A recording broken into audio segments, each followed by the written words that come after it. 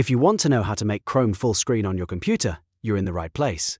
In this quick tutorial, I'll show you the easiest way to enter full screen mode in Chrome on Windows Linux and ChromeOS in just one step. This is perfect if you want more screen space, a cleaner view, or just want to focus on the web page without distractions. If this video helps, please hit the like button and subscribe for more quick tech tips. Alright, let's get started. To make Chrome full screen on Windows Linux or ChromeOS, simply press the F11 key on your keyboard. That's it. As soon as you press F11, Chrome will expand to fill the entire screen and hide the browser tabs, toolbar and taskbar or shelf, giving you a clean, full-screen view. If you want to exit full screen mode, just press F11 again, and Chrome will return to normal.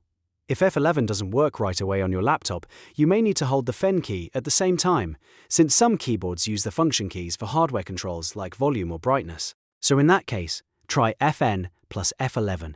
That should switch Chrome into full screen mode immediately. This shortcut works great whether you're watching videos, reading articles, presenting something, or simply trying to maximize your workspace. It's one of the fastest Chrome shortcuts you can learn, and once you know it, you'll probably use it all the time.